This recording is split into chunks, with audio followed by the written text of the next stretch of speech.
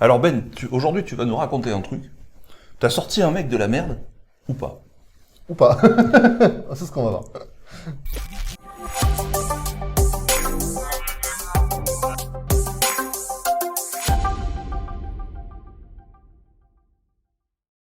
Donc Ben, tu m'as raconté quelque chose et puis on s'est dit on va tourner cette vidéo pour t'expliquer à toi aussi les raisonnements qu'on a eus et ce cas concret finalement.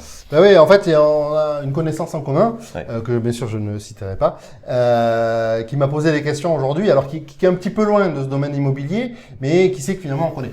Et Ouais, c'est du ça. coup, on a profité pour me poser des questions, parce que finalement, il n'y a que moi qui étais là à ce moment-là. Et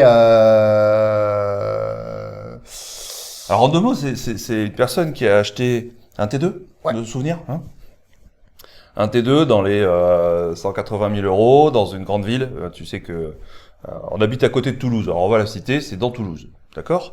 Et puis c'est quelqu'un donc il avait acheté pour sa résidence principale. oui, tout à fait. Donc on sait qu'en résidence principale, on te le dit souvent, hein, attention, c'est pas que c'est mauvais la résidence principale, c'est surtout que souvent on l'achète un peu cher parce qu'on veut se faire un peu plaisir. Sauf que là, cette personne elle est mutée à partir à Paris. Donc qu'est-ce que c'est pas bête, hein? Qu'est-ce qu'elle a décidé? C'est je vais mettre mon appart en location. Ouais. Alors Donc, par contre, bonne surprise. Il m'a dit ouais, je vais le mettre en meublé. Ouais. Et il a pratiqué des loyers chers. Alors ça, encore une fois, si on t'en a déjà parlé dans les vidéos, donc va voir la vidéo correspondante si tu te poses ces je vais la questions-là. trouver cette vidéo. Mais voilà, vidéo chère, effectivement, le loyer Oui. était bien calibré. Voilà. Ouais, ok. Et franchement, c'était Plutôt bien haut calibré. du panier. Hein, Plutôt comme haut du on- panier. te Puis en fait, il avait mis l'annonce et déjà le soir et dès le lendemain matin, il avait déjà Des contacts. des contacts. Oh, cool. Ok. Donc peut-être prévoir à augmenter le loyer, mais il était déjà bien haut le loyer. Donc là, déjà par contre, j'étais content. Ça c'est bien, ouais, c'est ça.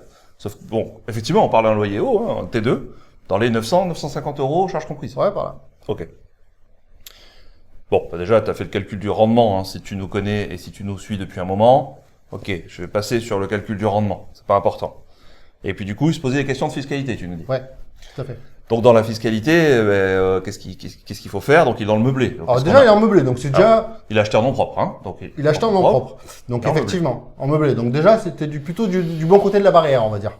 c'est pas mal. Hein, entre le foncier et le meublé. Ouais. Donc effectivement, en meublé, c'est plus avantageux. Ouais.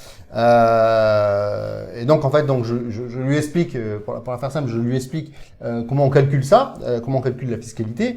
Déjà, il s'attendait pas à ce que ça fasse à peu près 50% d'impôts sur ce qui reste sur les recettes, Ouais. enfin sur les recettes, sur les recettes moins les dépenses quant au réel en fait. C'est ça. Une fois que tu as calculé l'assiette sur laquelle tu vas être imposé, que tu sois en micro ou en LMNP, micro ou réel, c'est le même principe. Tu as des abattements, hein, différents. Donc micro forfaitaire ou réel. Et puis après, tu as une assiette. Et sur cette assiette, tu vas appliquer, Ta TMI. lui, il est à 30% de TMI. Donc, il va avoir 30% plus 17,2% de prélèvements sociaux. C'est ça, hein, le terme. Hein. Ouais. On Donc on t'explique arrive aussi. à 47,2%. Ah, et là, Ouais. il a bugué. Ah oui, il va payer 50% d'impôts sur le résultat. Pas 50% d'impôts sur les loyers, mais enfin, wow, Ouais. Donc ça fait quelque chose. effectivement. Alors donc du coup, je lui explique bien la partie. Bon, ben soit tu es en micro, tu fais rien et tu as les 50% d'abattement quand tu es en LMNP, ou tu vas en réel. Et effectivement, là, par contre, il va falloir tenir compte de toutes les dépenses et il faut entre guillemets s'embêter à tout, Faut garder les factures. tout écrire, quoi. Voilà, faire une comptabilité. Ouais. Et par contre, je lui apprends le coût de l'amortissement à ce moment-là. Donc, quand au réel, tu fais passer à peu près 4% du prix de ton bien en amortissement tous les ans, et ça vient finalement réduire ton résultat. Et je vous la fais simple, je vous donne le résumé. En LMNP, globalement, tu vas pas payer d'impôt 6 à 10 ans. Voilà. Donc, dans un cas, il y avait à peu près 3 000 euros d'impôt par an, et dans un cas, 0 euros d'impôt par an. Mais malgré ça, il voulait quand même continuer à aller en micro et payer ces 3 000 euros par an. C'est dingue parce que Parce qu'il y avait de la comptabilité à faire. et alors la comptabilité. Après, on va parler du coût de la comptabilité, parce qu'on a souvent aussi la question du coût du comptable, etc. Là, sur le principe de j'ai rien à faire, je rentre juste le chiffre des loyers sur ma déclaration d'impôt, ou je garde toutes les factures. Alors toutes les factures, c'est quoi? C'est de la location longue durée, hein, dont on parle. Hein. C'est pas la location courte durée, Airbnb, Booking et compagnie. C'est de la location longue durée. Donc tu as 12 loyers par an qui vont tomber. Tu vas avoir 4 t'as- appels de charges de copro. T'as les amortissements, t'as taxe quand même foncière. t'as les travaux qui ont été en amont, t'as quand même des choses. Ouais. Mais Ok. finalement, ce que je lui ai dit, je lui ai dit, mais c'est pas grave. Tu prends un comptable, Oui. d'accord? Le comptable en LMNP, il est encore moins cher que le comptable en SCI, d'accord? Déjà qu'en SCI, c'est pas très cher. Alors en LMNP, c'est encore moins cher, Ouais. d'accord? Tu Bon. prends ce comptable-là, il va te coûter entre 200 et 400 euros par an.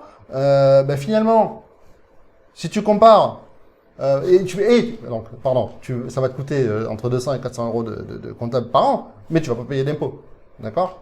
Donc entre, je paye 2900 euros d'impôts, 3000 euros à peu près, finalement Et on 200, arrondit à 400 500. euros bien moins, Ouais. de comptable, ben, enfin, c'est évident ce qu'il faut faire. En plus de ça, le comptable, ça va être une charge, d'accord? Donc, ça va réduire encore Donc ça plus. va encore réduire, et voilà, Ça va repousser résultat, l'impôt. voilà, ça va repousser l'impôt. Donc finalement, c'est évident. Et en fait, tu as aussi un autre raisonnement à avoir. C'est de se dire, finalement, 3000 euros, j'ai pas envie de m'embêter. Ok. On peut avoir 3000 ça, euros, 3000 euros, ramène-le en mensuel. C'est ça ce que j'étais en train de me dire. Le delta, c'est 2500 euros. D'accord? Voilà, Donc, ça fait 2500. 200 balles par mois. 200 balles par mois. Net. Ah oui, là, c'est Là, on parle de net. net. On parle de 200 euros de net. C'est Imagine ce que ça peut représenter en termes de salaire brut. Donc, c'est-à-dire que tu es passé par l'IR, donc tu remontes de 30%.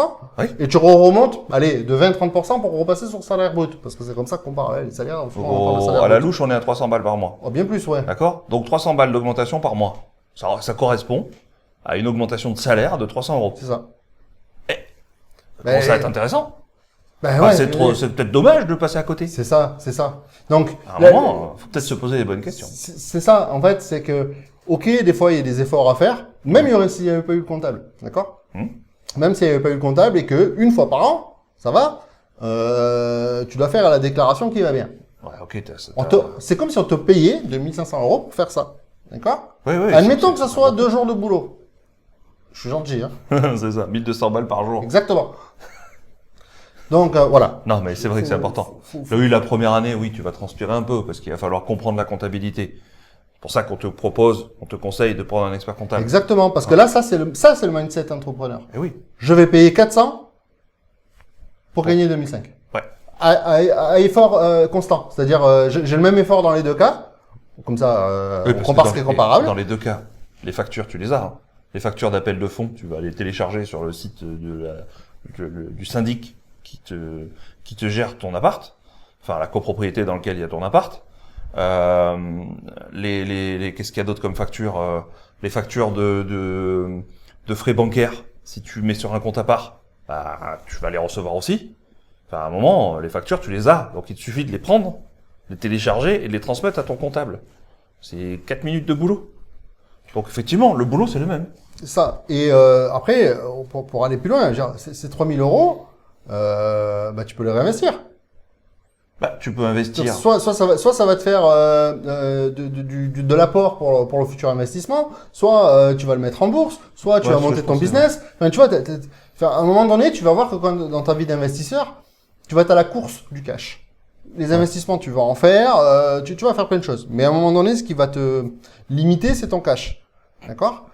Donc, tu vas voir qu'à un moment donné, tu vas trouver des solutions. C'est pas le problème. On y arrive Bien tous sûr. à trouver ces solutions-là.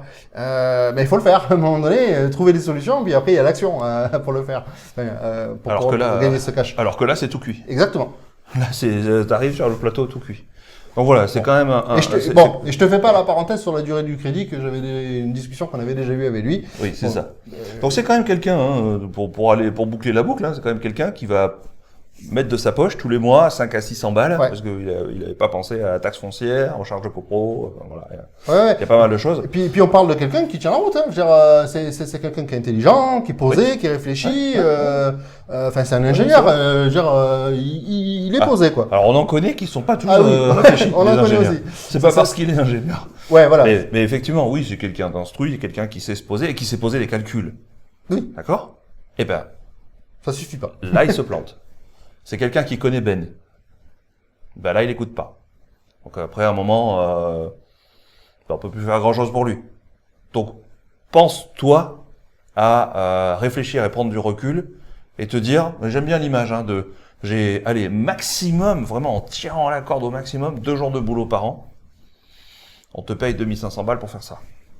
Est-ce que tu le fais ou pas? Maintenant, tu peux te poser cette question. Je pense que c'est une bonne idée. Oui, Donc, ça va, t'es derrière un ordi, hein, t'es pas en train de creuser une piscine à 50 degrés au soleil.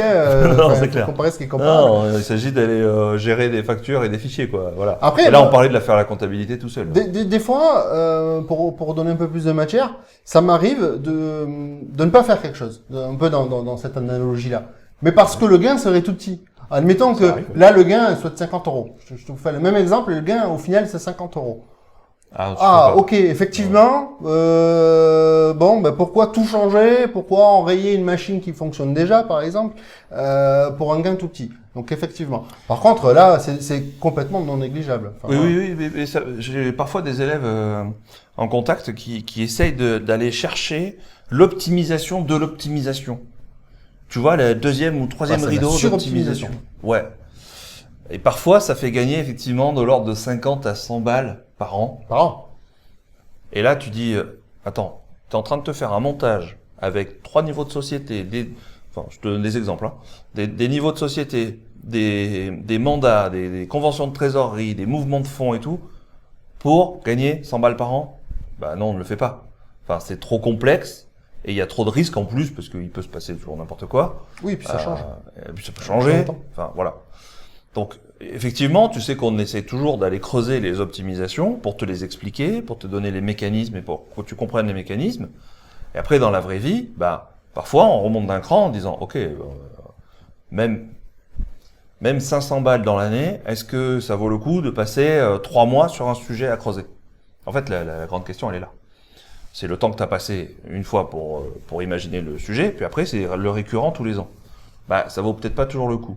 Maintenant, oui, si c'est pour gagner 3000 balles, passer une demi-journée à aller chercher, même pas une demi-journée, 1 heure à aller chercher mes factures, enfin moi c'est ce que je fais et ce que je donne à mon comptable. Voilà, surtout quand tu as le comptable. Encore une fois, le comptable en LMNP, il est pas cher. Si tu n'en trouves pas les pas chers, eh ben tu nous contactes, on a ce qu'il faut. Mais vraiment, en LMNP, ça vaut vraiment le coup et puis surtout tu feras pas d'erreur. En gros, c'est facile d'aller mettre des chiffres dans les cases. Ouais, mais est-ce que tu n'es pas en train de te planter de cases? Tes amortissements, est-ce que tu es en train de les faire correctement, etc. Bon, bref, on n'est pas en train de faire une vidéo sur le comptable. Si tu veux en savoir plus sur la fiscalité, eh ben c'est très simple. Tu nous rejoins en live. On fait des lives très régulièrement sur la fiscalité. C'est super complet. Tu viens nous poser tes questions, on te répond. C'est des lives, hein. On te répond à toi, à tes questions en direct. Hein. Donc tu peux venir poser tes questions, effectivement. Et si tu as aimé la vidéo, tu nous mets un pouce vers le haut. Tu sais, ça nous motive. Comme ça, on te fait d'autres vidéos super sympas. Tu t'abonnes à la chaîne, tu cliques sur la petite cloche, comme ça dès qu'il y a les prochaines vidéos qui sortent et il y en a des super sympas qui arrivent, eh bien tu seras averti et tu les louperas pas. Allez, ciao. Ciao, ciao.